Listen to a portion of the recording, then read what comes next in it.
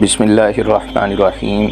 السلام علیکم معزز خواتین و حضرات، آج کی اس ویڈیو میں ہم آپ کو بتائیں گے کہ اللہ تعالیٰ نے مچھلی کو کیوں تخلیق فرمایا اور اللہ تعالیٰ نے اس کے اندر کون کون سی خصوصیات رکھی ہیں اور مچھلی کا شرعی حکم کیا ہے۔ کیا تمام قسم کی مچھلیاں حلال ہیں یا بعض حرام بھی ہیں، اور یہ بھی بیان کریں گے کہ جب ایک شخص نے حضرت علی رضی اللہ تعالیٰ عنہ سے دریافت کیا کہ اے علی رضی اللہ تعالیٰ عنہ، مچھلی کی زبان کیوں نہیں ہے اور مچھلی پانی میں کیوں رہتی ہے، تو حضرت علی نے کیا ارشاد فرمایا، اور اللہ تعالیٰ کے پیغمبر حضرت یونس علیہ السلام کو مچھلی نے کیوں نہیں کھایا، اور جب حضرت سلیمان علیہ السلام نے ایک مچھلی کی دعوت کی تو اس وقت کیا واقعہ پیش آیا، یہ سب آپ کو ویڈیو میں بتائیں گے۔ ناظرین، مچھلی پانی میں پیدا ہونے والی مشہور جانور ہے اور اس کی بہت ساری اقسام ہیں، اور ہر قسم کو اللہ تعالیٰ نے مختلف پیدا کیا، جس طرح کی حدیث شریف میں آتا ہے کہ حضور اکرم صلی اللہ علیہ وسلم نے ارشاد فرمایا کہ اللہ تعالیٰ نے اپنی مخلوق کے 1000 گروپ رکھے ہیں، جن میں سے 600 پانی میں اور 400 خشکی میں بسائے ہیں۔ مچھلی کی ایک نئی قسم اتنی بڑی بھی ہے کہ انسان کی نگاہ اس کی ابتدا اور انتہا کو نہیں دیکھ سکتی، اور اس قدر چھوٹی بھی ہے کہ نگاہ اس کے ادراک سے قاصر ہے، اور مچھلیاں پانی میں اس طرح سانس لیتی ہیں جس طرح کہ انسان اور خشکی کے دوسرے جانور ہوا میں سانس لیتے ہیں، اور مچھلی زندہ رہنے کے لیے ہوا سے بے پرواہ ہے، یعنی کہ اس کو ہوا کی کوئی ضرورت نہیں ہوتی، لیکن انسان اور حیوانات کے لیے ہوا ضروری ہے، اور امام بزرگ کا قول ہے کہ مچھلی اللہ تعالیٰ کی تسبیح پانی کے اندر کرتی ہے، پانی کے اوپر نہیں کرتی۔ خشکی کی ہوا جس طرح پرندوں کی زندگی کا انحصار ہے، اگر 1 گھنٹہ بھی مچھلی پر مسلط کر دی جائے تو یہ جان سے چلی جاتی ہے۔ بڑی مچھلی چھوٹی مچھلی کو کھا جاتی ہے، اس لیے چھوٹی مچھلی کنارے کے قریب کم پانی میں آ جاتی ہے، کیونکہ بڑی مچھلی کم پانی میں نہیں رہ سکتی۔ بعض مچھلیاں کیچڑ سے پیدا ہوتی ہیں۔ مچھلی کے انڈوں میں نہ سفیدی ہوتی ہے اور نہ ہی زردی ہوتی ہے، بلکہ ایک رنگ ہوتا ہے، اور مچھلیوں میں ایک قسم اور بھی ہے جو سانپ کی شکل میں ہوتی ہے۔ معزز ناظرین، مچھلی کا شرعی حکم یہ ہے کہ مچھلی اسلام میں حلال ہے، اور احناف کے نزدیک ہر طرح کی مچھلی حلال ہے، قطع نظر اس سے کہ وہ کیا کھاتی ہے۔ ہاں، شرط یہ ہے کہ اس کا مچھلی ہونا محقق ہو۔ جدید دور کے ماہرین حیوانات نے مچھلی کی پہچان کے لیے 4 علامات لکھی ہیں۔ نمبر 1، ریڑھ کی ہڈی۔ نمبر 2، سانس لینے کے لیے گلپیڑے۔ نمبر 3، تیرنے کے لیے پنکھے۔ نمبر 4، ماحول کے مطابق جسم کے درجہ حرارت کا کم و بیش ہونا۔ واضح رہے کہ جو مچھلی اپنی طبعی موت مری ہو، جس کا پیٹ پھولا ہو اور الٹی ہو کر پانی کے اوپر آ جائے، صرف اس مچھلی کا کھانا درست نہیں ہے۔ اس کے علاوہ جو مچھلی کسی حادثے سے مری ہو یا اس کو سمندر کی لہروں نے کنارے پر چھوڑ دیا ہو، ایسی تمام مچھلیوں کا کھانا درست ہے، کیونکہ حضور اکرم صلی اللہ علیہ وسلم نے ارشاد فرمایا کہ اللہ تعالیٰ نے ہمارے واسطے 2 مردار حلال کر دی، یعنی مچھلی اور ٹڈی، اور 2 خون حرام کر دیے، یعنی جگر اور تلے۔ اور مسلم شریف کی ایک روایت ہے کہ حضور نبی اکرم صلی اللہ علیہ وسلم سے ایک یہودی نے سوال کیا کہ جنتیوں کو جنت میں سب سے پہلے کیا کھانے کو ملے گا، تو حضور اکرم صلی اللہ علیہ وسلم نے ارشاد فرمایا، مچھلی کے کلیجے کا ٹکڑا۔ ناظرین، مچھلی کی تخلیق کے حوالے سے امام حاکم نے حضرت ابن عباس رضی اللہ تعالیٰ عنہ نے ایک اور روایت نقل کی۔ انہوں نے فرمایا کہ اللہ تبارک و تعالیٰ نے سب سے پہلے قلم کو پیدا فرمایا، پھر اسے کہا لکھ۔ قلم نے کہا کیا لکھوں؟ اللہ تبارک و تعالیٰ نے ارشاد فرمایا تقدیر لکھ دو۔ تو قلم نے اس دن سے لے کر قیامت تک پیش آنے والے تمام حالات اور تمام چیزیں لکھ دیں، اور آپ رضی اللہ تعالیٰ عنہ نے ارشاد فرمایا کہ اللہ تبارک و تعالیٰ کا عرش پانی پر تھا، اور پانی سے بھاپ ہوتی ہے اور اس سے آسمان بن کر ظاہر ہو گیا۔ پھر اللہ تبارک و تعالیٰ نے مچھلی کو پیدا فرمایا اور زمین کو اس کی مچھلی کے پیٹ پر بچھا دیا۔ مچھلی نے کروٹ بدلنا چاہی تو زمین ہلنے لگی، لہذا پہاڑوں کو پیدا کیا گیا، اور پھر یہ پہاڑ غالب ہیں جس سے زمین نہیں ہلتی۔ اور آپ رضی اللہ تعالیٰ عنہ کہتے ہیں کہ شیطان مردود جلدی سے اس مچھلی کے پاس پہنچا اور اس کے دل میں وسوسہ ڈالا۔ اس مچھلی کو مخاطب کرتے ہوئے کہا، تجھے کچھ خبر بھی ہے کہ تیرے پیٹ پر کتنے لوگ اور کتنے جانور، درخت اور پہاڑ ہیں؟ اگر تم سب کو جھاڑ کر اپنی پیٹ سے گرا دے تو تجھے آرام مل جائے گا۔ جیسے ہی ارادہ کیا، اللہ تبارک و تعالیٰ نے اسے اسی وقت اس کے پاس ایک کیڑے کو بھیجا جو مچھلی کی ناک میں داخل ہو کر اس کے دماغ تک پہنچ گیا۔ مچھلی اس کی شدت تکلیف سے اللہ تبارک و تعالیٰ سے گریہ وزاری کرنے لگی۔ اللہ تبارک و تعالیٰ نے پھر اس کیڑے کو مچھلی کے دماغ سے نکال دیا۔ حضرت کعب کہتے ہیں کہ اس ذات کی قسم جس کے قبضہ قدرت میں میری جان ہے، وہ مچھلی اس کیڑے کو اور وہ کیڑا اس مچھلی کو برابر دیکھتے رہے۔ اگر مچھلی پھر اس حرکت کا ارادہ کرے تو پھر کیڑا اسی طرح اس کے دماغ میں داخل ہو جائے جیسا کہ پہلے داخل ہوا تھا۔ بلکہ ناظرین، ایک شخص نے حضرت علی رضی اللہ تعالیٰ عنہ سے سوال کیا کہ مچھلی کی زبان کیوں نہیں ہوتی اور یہ پانی میں کیوں رہتی ہے؟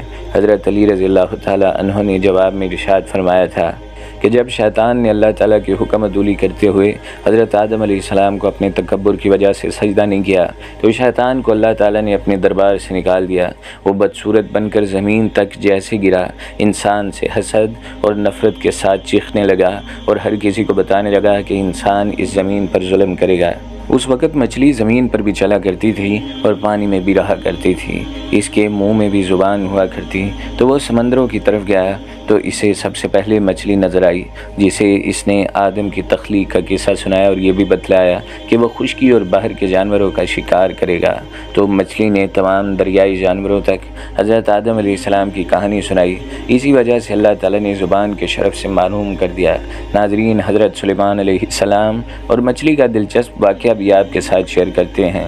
حضرت سلیمان علیہ السلام نے اللہ پاک سے فرمایا، اے اللہ، مجھے آرزو ہے کہ ایک دن تیری ساری مخلوق کی ضیافت کروں۔ حضرت سلیمان علیہ السلام کو جب ہفتہ اقلیم کی بادشاہت عطا کی گئی تو وہ رب کے حضور یہ دعا مانگتے ہوئے اپنی خواہش کا اظہار کر رہے تھے، ندا آئی اے سلیمان، میں سب کی روزی پہنچاتا ہوں، میری موجودات مخلوقات بے انتہا، اس لیے سب کو تم نہیں کھلا سکتے۔ سلیمان علیہ السلام نے عرض کی، اے میرے رب، تو نے مجھے بہت نعمت دی ہے، تیرے عنایت سے ہی سب کچھ ہے، اگر تیرا حکم ہو تو میں سب کا طعام تیار کروں۔ اللہ رب العزت کا حکم ہوا کہ دریا کے کنارے ایک عالی شان مکان بنواؤ اور اسے نہایت کشادہ رکھو تاکہ جس مخلوق کو دعوت دو اس مکان میں بے آسان ہی آ سکے۔ حکم خداوندی کے بعد حضرت سلیمان علیہ السلام نے اس عمارت کی تیاری شروع کروا دی جس کو مکمل ہونے میں تقریباً 1 سال اور 8 مہینے لگ گئے۔ میدان جیسے کشادہ اس مکان میں کھانے پینے کا سامان و اسباب مہیا کیا گیا۔ کم و بیش 22,000 گائیں ذبح کی گئیں اور بہت کثیر تعداد میں دیگیں پکوائی گئیں اور شروعات کی طلب جنات سے کروائی گئی اور ایک پرتکلف ایک قسم کی دعوت کا اہتمام کیا گیا۔ جب ضیافت کی ساری تیاریاں مکمل ہو گئیں تو حضرت سلیمان علیہ السلام نے سارے جہان کی مخلوقات میں منادی کرا کے کھانے کی دعوت دے دی۔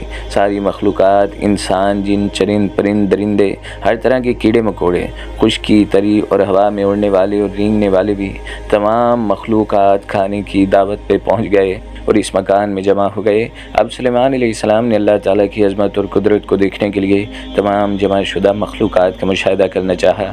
چنانچہ ہوا کو حکم دیا کہ تخت سلیمان کو اٹھا کر دریا کے اوپر ہوا میں معلق رکھے تاکہ حضرت سلیمان ہر متنفس کو اپنی نظر سے دیکھیں اور اللہ کی قدرت کاملہ کا مشاہدہ کر سکیں۔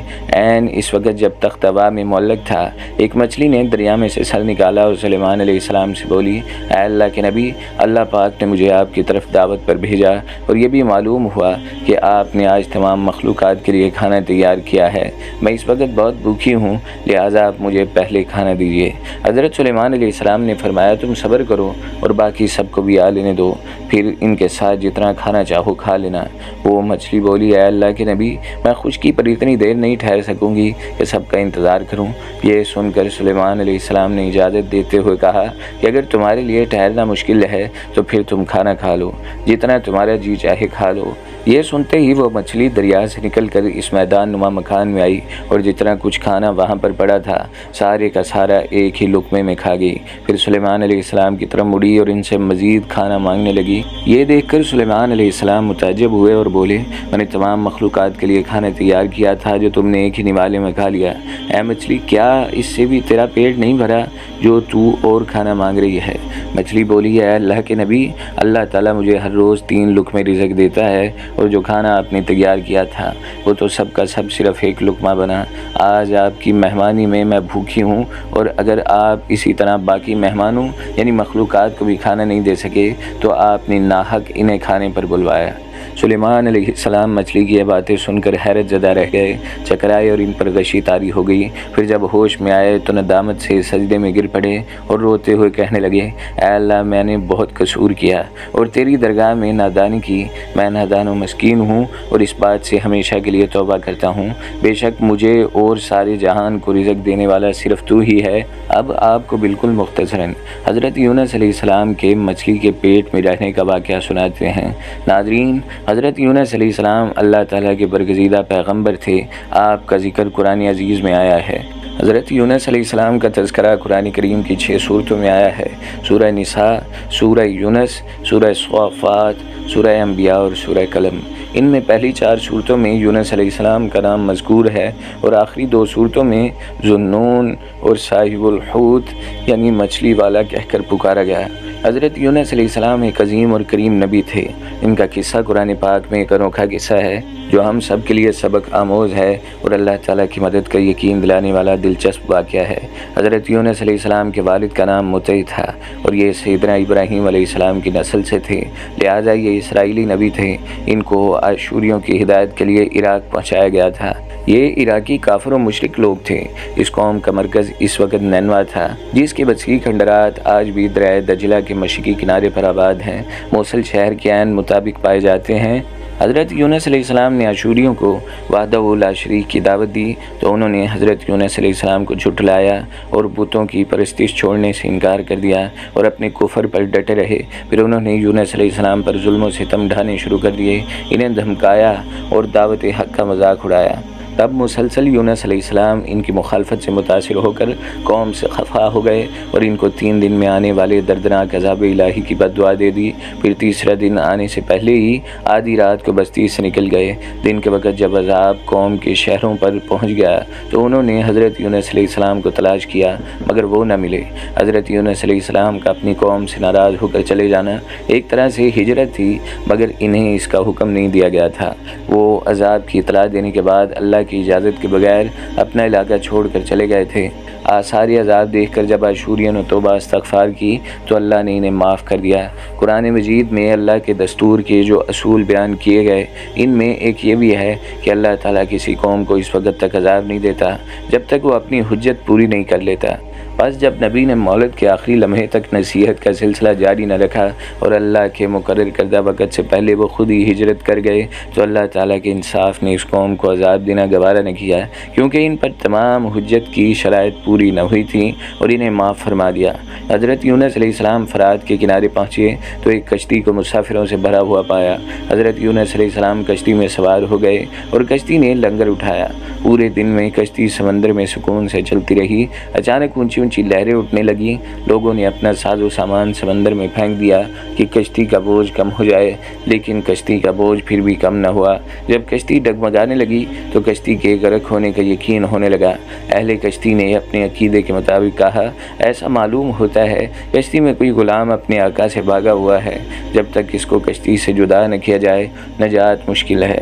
یونس علیہ السلام نے سنا تو ان کو تنبیہ ہوئی کہ اللہ تعالیٰ کو نینوا شہر سے وحی کا انتظار کیے بغیر اس طرح چلے جانا پسند نہیں آیا، یہ میری آزمائش کے آثار ہیں۔ یہ سوچ کر انہوں نے اہل کشتی سے فرمایا کہ میں ہی وہ غلام ہوں جو اپنے آقا سے بھاگا ہوں، مجھے کشتی سے باہر پھینک دو۔ مگر اللہ اور اہل کشتی ان کی پاک بازی سے اس قدر متاثر تھے کہ انہوں نے ایسا کرنے سے انکار کر دیا اور آپس میں یہ تہیہ کیا کہ قرآن دازی کی جائے۔ چنانچہ 3 مرتبہ قرآن دازی کی گئی اور 3 مرتبہ قرآن دازی میں حضرت یونس علیہ السلام کا نام نکلا۔ تب مجبور ہو کر انہوں نے حضرت یونس علیہ السلام کو دریا میں ڈال دیا۔ اس وقت خدا نے مچھلی کو حکم دیا کہ انہیں نگل لو، یہ تمہاری غذا نہیں ہے، اس لیے ان کے جسم پر کوئی تکلیف نہیں ہونی چاہیے۔ مچھلی نے یونس علیہ السلام کو اپنے پیٹ میں نگل لیا۔ یونس علیہ السلام نے جب مچھلی کے پیٹ میں خود کو زندہ پایا تو بارگاہ الہی میں اپنی ندامت کا اظہار کیا کہ کیوں وہ وہی اللہ کا انتظار کیے بغیر اور اللہ سے اجازت لیے بغیر امت سے ناراض ہو کر نینوا سے نکل آئے۔ حضرت یونس علیہ السلام نے مچھلی کے پیٹ میں اللہ کو پکارا۔ ان پر 3 اندھیرے اکٹھے ہو گئے، ایک رات کا اندھیرا، دوسرا مچھلی کے پیٹ کا اندھیرا اور تیسرا سمندر کا اندھیرا۔ اگر وہ یہ تصور نہ فرماتے تو قیامت تک مچھلی کے پیٹ میں رہتے۔ آخر کار وہ اندھیروں میں پکار اٹھے، الہی تیرے سوا کوئی معبود نہیں، تو یکتا ہے، میں تیری پاکی بیان کرتا ہوں، بلا شبہ میں اپنے نفس پر خود ہی ظلم کرنے والا ہوں۔ دوستو، اس دعا اور اس پکار کو اللہ تعالیٰ نے اتنا پسند فرمایا کہ جو بھی مسلمان اپنی کسی حاجت میں یہ دعا مانگے گا، اللہ تعالیٰ اس کی دعا ضرور قبول فرما لیں گے۔ یہ قبول دعاؤں میں سے ایک دعا ہے۔ ابن حاتم میں ہے کہ حضور صلی اللہ علیہ وسلم فرماتے ہیں کہ جب یونس علیہ السلام نے یہ دعا کی تو یہ کلمات عرش کے گرد گھومنے لگے۔ فرشتے کہنے لگے کہ یہ بہت دور دراز جگہ سے آواز آ رہی ہے، لیکن کان اس سے پہلے اس سے آشنا ضرور ہے، آواز بہت ضعیف ہے۔ اللہ تعالیٰ نے حضرت یونس علیہ السلام کی درد بھری آواز کو سنا تو فرمایا، کیا تم اس آواز کو نہیں پہچانتے؟ انہوں نے کہا نہیں۔ فرمایا، یہ میرے بندہ یونس کی آواز ہے۔ فرشتوں نے کہا، وہی یونس جس کے پاک عمل قبول شدہ ہر روز تیری طرف چڑھتے تھے اور جس کی دعائیں تیرے پاس قبول تھیں۔ الہی، جیسے وہ آرام کے وقت نہیں کیا کرتا تھا، تو اس کی مصیبت کے وقت اس پر رحم کر اور تکلیف کے وقت سمندر کے کنارے پر اگل دے۔ روایت میں آتا ہے کہ یونس علیہ السلام مچھلی کے پیٹ میں 3 دن، 7 دن، 40 دن یا چند گھنٹے تسبیح کرتے رہے، چنانچہ مچھلی نے اللہ کے حکم سے سمندر کے کنارے پر اگل دیا۔ حضرت عبداللہ بن مسعود رضی اللہ تعالی عنہ فرماتے ہیں کہ مچھلی کے پیٹ میں رہنے کی وجہ سے ان کا جسم ایسا ہو گیا جیسا کہ پرندے کا پیدا شدہ، جس کا جسم نرم ہو جاتا ہے اور جسم پر بال تک نہیں تھے۔ غرض یونس بہت نحیف و ناتوا حالت میں خشکی پر ڈال دیے گئے۔ اس کے بعد اللہ تعالیٰ نے ساحل پر ایک بیلدار درخت اگایا۔ حضرت ابو ہریرہ رضی اللہ تعالی عنہ فرماتے ہیں کہ جب مچھلی نے یونس علیہ السلام کو کھلے میدان میں ڈالا تو اللہ تعالیٰ نے آپ پر یقطین کی بیل اگا دی۔ ان سے پوچھا گیا کہ یقطین کسے کہتے ہیں؟ فرمایا، کدو کے پودے کو کہتے ہیں۔ اس کے علاوہ اللہ نے ان کے لیے ایک جنگلی بکری بھیج دی جو زمین کی گھاس اور جڑی بوٹیاں کھاتی تھی اور صبح شام آپ کو دودھ پلاتی، حتیٰ کہ آپ کی توانائی لوٹ آئی۔ حضرت یونس علیہ السلام درخت کے سائے میں جھونپڑی بنا کر رہنے لگے۔ چند دنوں بعد ایسا ہوا کہ اس بیل کی جڑ میں اللہ تعالیٰ کی طرف سے کیڑا لگ گیا اور اس نے جڑ کو کاٹ ڈالا۔ جب جڑ کو کاٹ ڈالا اور بیل سوکھنے لگی تو یونس علیہ السلام کو بہت دکھ ہوا۔ تب اللہ نے وحی کے ذریعے ان کو مخاطب کیا اور فرمایا، یونس، تم اس بیل کے سوکھنے پر کتنے رنج کا اظہار کر رہے ہو جب ایک حقیر سی چیز ہے، مگر تم نے یہ نہ سوچا کہ نینوا کی 1 لاکھ سے زیادہ آبادی جس میں انسان بس رہے ہیں اور اس کے لائے جاندار بھی آباد ہیں، اس کو برباد اور ہلاک کر دینے میں کیا ہم کو کوئی ناگواری نہیں ہوگی؟ کیا ہم ان کے لیے اس سے زیادہ شفیق و مہربان نہیں ہیں جتنا کہ تجھ کو اس بیل سے انس ہے جو تم وحی کا انتظار کیے بغیر قوم کو بد دعا دے کر ان کے درمیان سے نکل آئے۔ ادھر یونس علیہ السلام کے بستی چھوڑ دینے کے بعد نینوا کے لوگوں کو یقین ہو گیا تھا کہ وہ ضرور خدا کے سچے پیغمبر ہیں اور اب ہلاکت یقینی ہے۔ تب ہی یونس علیہ السلام ہم سب سے جدا ہو گئے ہیں۔ یہ سوچ کر فوراً بادشاہ سے لے کر رعایت تک سب کے دل خوف و دہشت سے کانپ اٹھے اور یونس علیہ السلام کو تلاش کرنے لگے تاکہ ان کی عاد پر اسلام کی بیعت کریں اور ساتھ ہی خدا تعالیٰ سے توبہ و استغفار کرنے لگیں اور گناہوں سے توبہ کریں۔ اور پھر وہ باہر میدان میں نکل آئے اور بارگاہ الہی میں بلند آواز سے اقرار کرتے رہے، اے ہمارے رب، یونس علیہ السلام جو تیرا پیغام ہمارے پاس لے کر آئے تھے، ہم اس کی تصدیق کرتے ہیں اور ہم اس پر ایمان لاتے ہیں۔ آخر کار اللہ پاک نے ان کی دعا قبول فرمائی اور ان کو عذاب الہی سے محفوظ فرما لیا۔ بہرحال یونس علیہ السلام کو اللہ پاک نے صحت و تندرستی دے کر اب دوبارہ نینوا جانے کا حکم دیا کہ قوم میں رہ کر ان کی رہنمائی فرمائی جائے۔ چنانچہ حضرت یونس علیہ السلام نینوا واپس تشریف لے گئے۔ قوم کے لوگوں نے جب انہیں دیکھا تو خوشی کا اظہار کیا۔ حضرت یونس علیہ السلام کی زندگی نینوا میں ہی گزری اور وہیں ان کا انتقال ہوا اور وہیں ان کی قبر تھی جو نینوا کی تباہی کے بعد نامعلوم ہو گئی۔ اس قصے میں سبق یہ معلوم ہوتا ہے کہ لوگوں اللہ تعالیٰ کے بھیجے ہوئے نبی کی قدردانی کیا کرو۔ اگر نبی کی نافرمانی ہو تو قوم پر عذاب نازل ہوتا ہے۔ دوستو، ہم پر اللہ تعالیٰ کی رحمت ہے کہ ہم آخری نبی کی امت ہیں۔ اس امت پر اجتماعی عذاب نازل نہیں ہوگا، مگر یہ حقیقت ہے کہ اگر ہم نبی کی اتباع نہیں کریں گے اور اسلامی تعلیمات کی قدردانی نہیں کریں گے تو اللہ تعالیٰ ہم سے ناراض ہو جائیں گے۔ اللہ تعالیٰ ہم سب کو اپنا نیک اور برگزیدہ بندہ بننے کی اور نبی کریم صلی اللہ علیہ وسلم کی سچی پکی باتیں یاد رکھنے کی توفیق عطا فرمائے۔ آمین یا رب العالمین۔